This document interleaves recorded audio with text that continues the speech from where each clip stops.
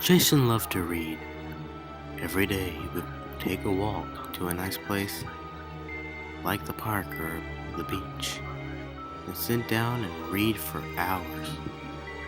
It didn't matter what the story was about or who the author was because Jason just loved to read.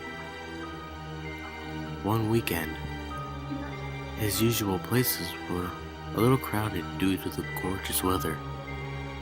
He decided to take a walk in the woods to see if he could find a clearing or an interesting log where he could relax and lose himself in a book. Jason walked through the forest for quite some time. These particular woods were good for hiking and had no trails, so he was sure to have some solitude. He wasn't sure how far he had walked before he came upon a mysterious building. It looked somewhat like an old bank. It was covered in moss and vines. The doors were open and falling off the hinges, and the windows were filthy and broken. Jason figured this strange building might just be what he was looking for. As he entered, though, the crumbled doorways, he saw dozens of shelves lined with books.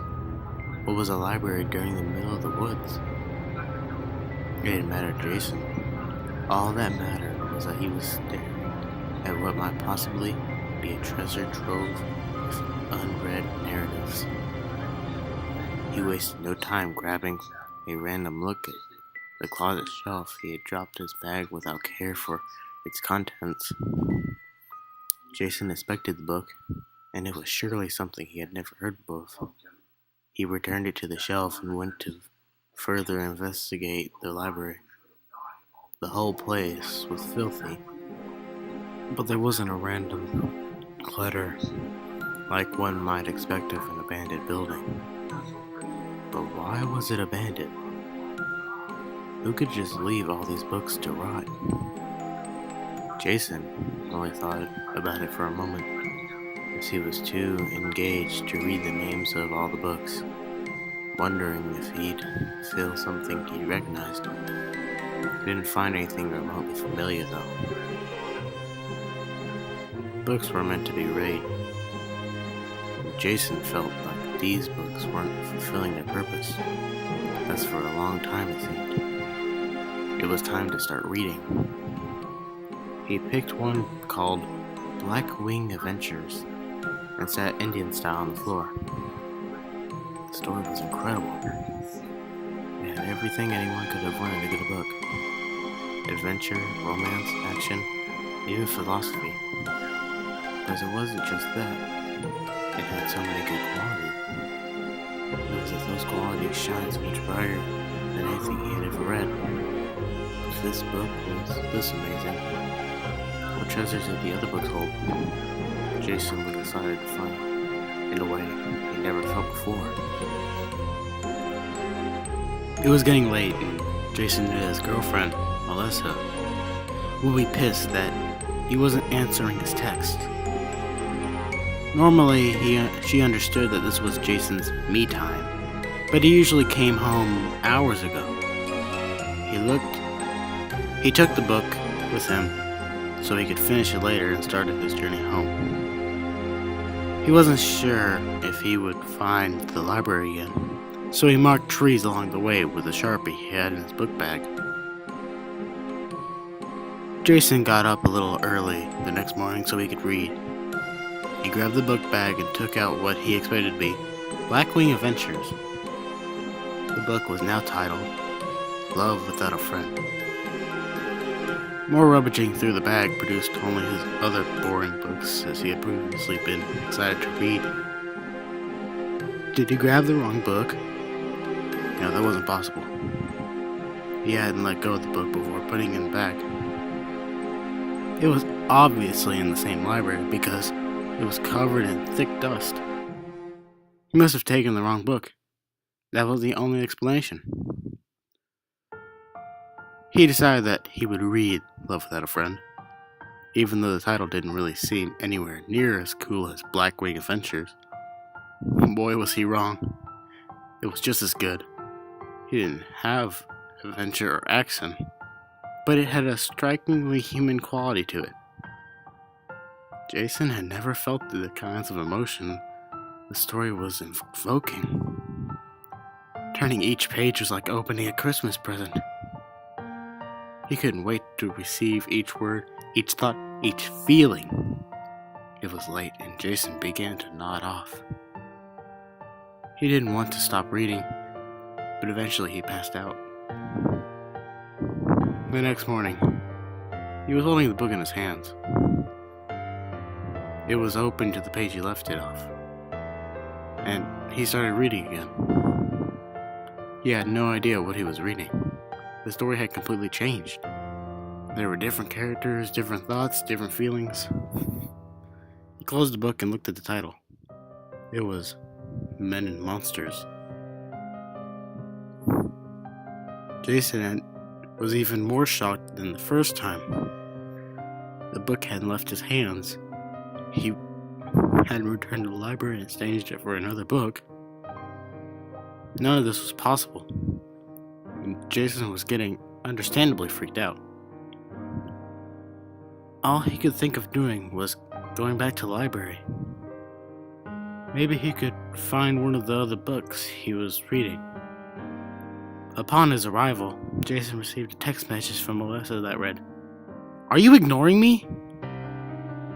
He responded, telling her that he found a new spot in the woods to read. He left out the part about the mysterious library with curious books, figuring it would only lead to more questions. Once Melissa's concern had diminished, Jason shut off his phone. When he got inside the library, he searched long and hard for Blackwing Adventures or Love Without a Friend, but he was unsuccessful. In fact, none of the titles he remembered before were anywhere to be found. Each book was different.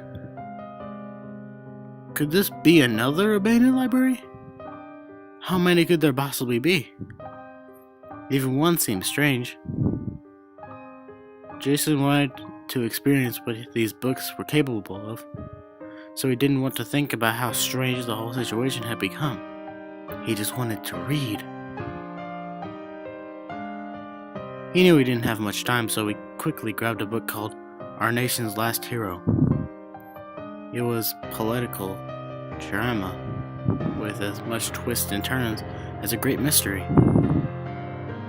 Jason had never read anything like it. He rarely thought about politics, but it was suddenly the most interesting subject in the world. He started getting dark, so once again, Jason left the library and took the book he was reading. He hoped it would still be the next book with the same book when he woke up the next morning. Unfortunately, it wasn't. Jason didn't know what to do. These books were amazing, but apparently he wasn't going to be able to finish one unless he read it in less than 24 hours. He was going to have to stay awake for a long time, so he packed his book bag with caffeinated drinks, a few deli sandwiches, just in case he got hungry. Jason knew Melissa would be looking for him, but he didn't care. He cared so little that he left his book bag at home on purpose. And so it began. Jason was on a mission to finish one of the magical changing books. What else could they be but magical? A book that changes every day? What an incredible thing! Though Jason had been upset about not being able to finish one, he was thrilled at the fact that he was reading a book that no one else would ever read. If he managed to finish one, he would be as satisfied as he could ever be in his whole life. He chose a book called The Lion's Tear and began reading. As he read, he would periodically take a few swigs of an energy drink and take a bite of a sandwich. Eventually, he ran out of drinks and began crashing from all the caffeine. It was too soon. He hadn't finished the book. There were just a few chapters left, but he couldn't stay awake any longer. He hoped he would wake up again before the book changed. When he awoke, it seemed as though the next day had not come yet. But the book has transformed into something new. Jason decided he was wrong about the change occurring. It wasn't when the next day came. It was whenever he fell asleep. Jason stopped leaving the library. He had no time to walk back and forth or spend time with his girlfriend or do anything other than read the magical books. He tried to stay awake long enough to finish one, but it was no use. He just kept falling asleep. Jason was getting angry now. This wasn't a treasure trove of beautiful works of fiction. It was a curse. He was obsessed with finishing one of the books. And it was eating away at his sanity. No food, no water, no contact with other human beings. When Jason would begin to fall asleep, he would take a piece of broken glass from one of the windows and cut himself to stay awake. After several cuts, he began to feel weak and from blood loss. His mind was becoming warped as he sucked every word into his now crippled consciousness. The books he chose became more and more macabre. Titles like Making Love to Murder and The Man Who Ate Himself were overtaking the other, more gentler ones. If Jason was going to finish one of these books, it had to be something that interested him. And gentle things were no longer his interest. There was no telling how long Jason had been in the library. He was eating or drinking, but somehow he wasn't hungry or thirsty anymore. It was as if the books were keeping him alive. They wanted him to read. They wanted him to finish. He kept getting closer and closer to finishing one of those books. He was sleeping less and less, and his dreams were going to soon come true. But which book would be the lucky one? Which one would he read in front, the back, as a willing participant? He picked up the book off the shelf and looked at the title. It was called Jason Loved to Read. His eyes widened, his mind raced. What an amazing coincidence. A book with his name on it, and it's about someone who loves to read. Adrenaline rushed through Jason's body as he opened the book and began the first chapter. He read of a teenage boy who found an abandoned library in the woods. He read about books that magically changed their content whenever the protagonist fell asleep. He read about himself. This was a book that he would finish. This was a book that he had to finish. Jason's heart was pounding, mad, as he reached the final chapter. Then suddenly he was interrupted by a shouting female. What the hell, Jason? This is where you've been? I've been calling, I've been texting. Everyone is looking for you. I only found this place because I happened to see those marks on the trees, and I thought that maybe you made them. Hello? Jason, are you deaf? Just then, she noticed the cuts all over Jason's body. She fell silent and took a step back. Here was her boyfriend, cut up and bloody, buried in a book, paying no attention to her tirade. Jason, what's going on? Are you alright? Why won't you look at me, Jason? Her voice was concerned and hesitant. Jason just sat there, Indian style, reading his book. Melissa lost her temper. Look at me, Jason, what the fuck? She began to cry. All she wanted was to find her boyfriend and discover why he had been missing. She expected him to embrace her and tell her that they were together again and everything was going to be alright. She ran to him, bent down and grabbed his arm and shouted, "Jason!" In a split second, Jason grabbed a piece of broken glass, Already covered in blood, he was using to cut himself and jammed it firmly into Alessa's neck. Her eyes became wild with fear as she gurgled and jiggled, eventually falling to the floor with the glass still in her neck. Jason's face had no expression as he continued reading his book, his legacy. It was about to happen. The last page. Jason couldn't believe it. He had finally stayed awake long enough to finish one of the magical books of the mysterious abandoned library in the middle of the woods. His hand shook as he turned the page and saw the words, "The End," towards the bottom, below the final paragraph. It was then that he became horrified for the first time in his entire life. The book ended with the protagonist, Jason, stabbing his girlfriend in the neck with a shard of broken glass. Jason didn't move, didn't blink, didn't even think. He just sat there in absolute shock. Was this really happening? Why did the book say that he killed his girlfriend? That was impossible. Jason was no killer. He just loved to read. He stood up and screamed a desperate, primal scream, throwing the book to the floor next to Melissa's body.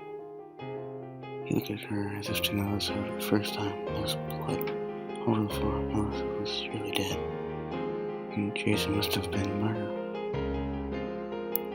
He walked home in a daze. He called 911 to turn himself in. According to Jason's story, the police expected to find Melissa's body in an abandoned building in the woods. When they arrived at the proper location, they found only her corpse amid plain leaves and branches.